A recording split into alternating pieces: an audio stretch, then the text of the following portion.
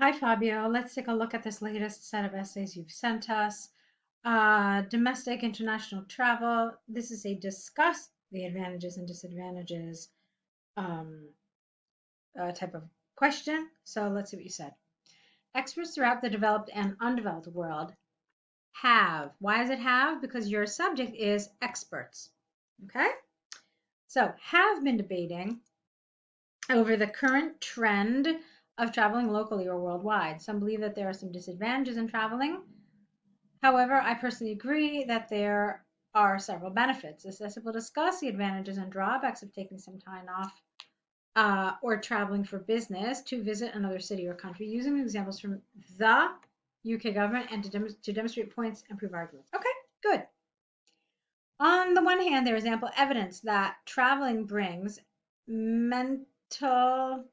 You know what? I just realized something. It says discuss advantages and disadvantages. So here, you actually don't need to put your opinion. Okay? If they don't ask for it, it's better not to give it. But when they do ask for it, definitely give it. So it just shows you that you really need to really, really closely pay attention to the questions, how they're asked, and what they're asking you to do. Okay? So just keep that in mind. All right, sorry, let's move back to where we were. On the one hand, there is ample evidence that traveling brings mental and physical benefits for individuals. Everyone needs to take a break from because it's everyone. So their daily activities and explore a new environment to refresh. Let's see. I don't know if I like this your. Everyone needs to take a break from their daily activities and explore a new environment to refresh their mind and recover from. Um, how about not long lasting? That feels a little strange to me. Maybe just from stressful jobs. Just leave it like that.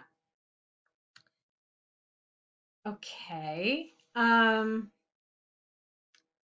So maybe you could have said something more about this rather than going to this. Let's say, also, employees or entrepreneurs should travel to visit customers, to attend a training session or an exhibition, helping them out to develop their skills. Okay, let's see. Nowadays, domestic or overseas flights can connect a wide range of cities worldwide. For example, recent research performed by the UK government demonstrated that London is connected to more than 100 international cities and has a rising passenger traffic growth of 5.5% per year. Therefore, don't forget your it here. It is conclusively clear that visiting a new location can be rewarding for personal and professional interests. Okay, so I thought that this needed a little work in terms of the topic development, in terms of the development of it. Okay, so let me show you what I mean. You say that it brings mental and physical benefits. Fine. So here you say that it allows you to refresh your mind and recover from stressful jobs. My question to you now is why or how does it do that? Okay, you needed to go a step further and explain your idea. So great, travel helps me unwind. Tell me how it does that. Tell me why it does that. Okay, and then move on to this idea about traveling for work. You say that they should visit customers, attend training session or exhibition to develop their skills. Maybe you could have talked about that. How does this develop their skills? Why does it do that? So again, you've got these ideas, but you didn't really do anything with them. Now, here, I felt this was totally irrelevant. Like this whole thing, it didn't seem to fit in to me at all. Like it didn't talk about the benefits you talked about, the mental and physical benefits. So I would have taken this out and instead I would have focused on what you were saying. And you specifically said mental and physical benefits. So then one would assume that maybe one of these ideas is going to talk about mental benefits and the other idea is going to talk about physical benefits. So it seems to me like what you had here was a bunch of different things that didn't really fit together. And the things that did belong weren't really appropriately developed. Okay? So, in other words, if you're going to say something, you have to be very deliberate about it. Mental benefits, yeah, okay, you refresh your mind. So that I got here. but there was really nothing about physical benefits. And then the ideas that you did have, you didn't really support. Let's keep going. On the other hand, okay, a traveling journey can be stressful. For example, waiting long hours to pick up a flight due to improper weather conditions or a heavy traffic in a highway. All right, first of all, we don't say a traffic, it's just traffic. And then this is not a full sentence. You can even see that Microsoft Word underlined it because grammatically it's incorrect. It's a fragment. There's no verb here. It's just an example with no action. There's nothing happening here. So let's see. You either needed to make a full sentence of it or connect it to the previous sentence. What is supposed to be a pleasurable activity can become a sudden nightmare. However, the risks cannot be overstated.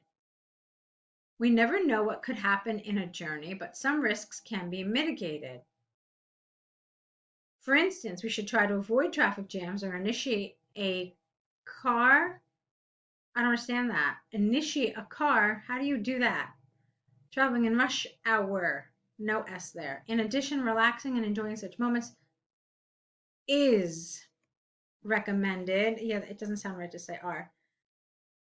Whenever traveling by plane, as the command is not in our hands, listening to a podcast or reading a book is, because it's or. Okay, so is our activities. Sorry, listening to a podcast or reading a book.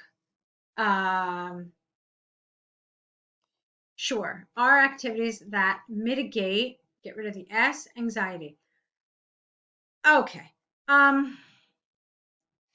So you said that the problem with travel is that it's stressful. Okay, and then fine. And I didn't understand this sentence. I didn't understand how it belonged here. However, the risks cannot be overstated.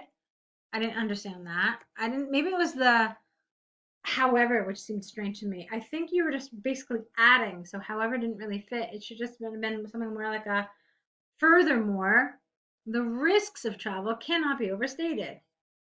Okay, and then you say that, and then you say we never know what can happen. Then you say, but they can be mitigated. So I was confused here. It's like I thought you were going to talk about the downsides of travel, and you started to, but then midway, you were like, oh, well, if we just let go, all of this can be so much better. So you didn't have a central idea, or you started with a central idea, and then you kind of flipped right in the middle.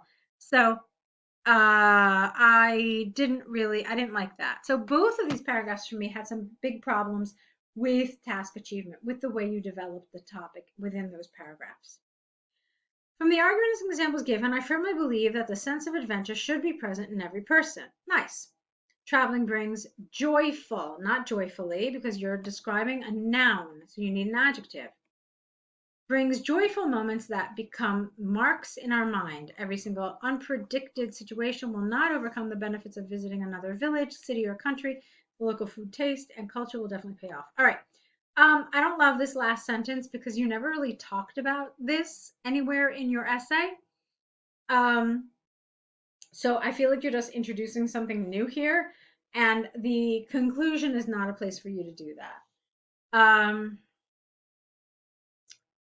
Let's see. I also, if you ended up with this like strong, like pro travel, um, position, I would have flipped these two. I would have put the negatives of travel first, since that's not what you support, and I would have put the benefits of travel second, and then it would have flowed much better into your conclusion. That would have been a better way of organizing this for me.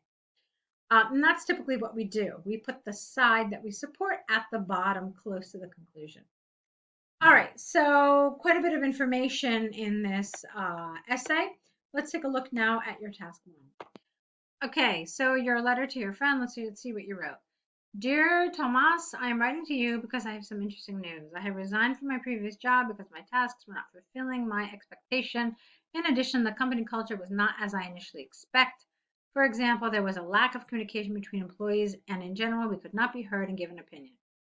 All right, so you're writing a letter to your friend, and there are certain conventions of letter writing.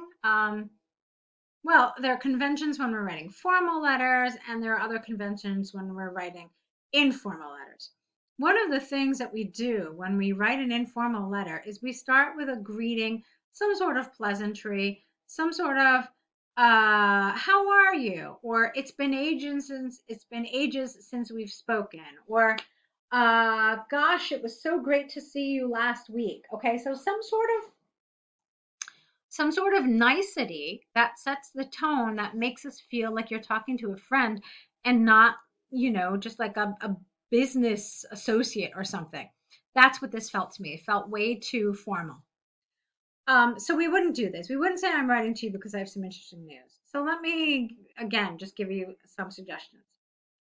Dear Tomas, how are you? How is Maria doing? I'm sure the baby has grown so much since I last saw him. Whatever. Okay. So I am writing because a lot of things have happened since we last spoke. I have resigned from my job. And then maybe something like, can you believe it? Or what a surprise. Or I bet you're surprised. Something like this. Okay. You want to show that this is a friend. Okay. So the reason I quit is because my tasks were not fulfilling my expectations. This should have been an S here. And then it's really too much in this one paragraph. Okay. Or what you could have done instead of saying my tasks were not fulfilling my expectations, you could say something like, let's see, the reasons why, I'll explain to you the reasons why I quit. Okay. And then you just leave it there. And then you could start a new paragraph. And then you could say all the things that you said here, that your tasks weren't fulfilling your expectations. The company culture was not as you initially expected. Although you just said expectation here, so I would have preferred no expect again. And then that was fine. Okay. So, however, I have a new position in a startup company. You cannot imagine how different the work environment is from my previous company. Okay. Now, this feels like something you would say to a friend. You cannot imagine how different, etc., etc. We work in you're missing an article here. We work in an open office. Communication flows within the company, and I have the right to work from home. You don't have to say office twice a week. Furthermore, my boss asks my opinion for every project, and I feel immense satisfaction. All right, nice. Regarding my personal life, I am still engaged to Sarah, and we are planning our lovely wedding, not your marriage. We are planning our lovely wedding for the upcoming year in September. Please bear in mind that you are invited and book the date in your calendar. Good. I look forward to hearing your updated news. Best regards. The R should be lowercase. Okay, it's fine. So in general, I felt it was a little too formal, but I guess like it got a little friendlier as it progressed, and so that was good. So I hope that that helps you kind of understand how we write in an informal letter. You do need to know that you do need to show rather you do need to show that you can distinguish these differences, know how to write formally, know how to write informally. Okay, so go ahead, correct these. Let's see more work from you, and yeah, we'll meet back here with your next stack. Good luck.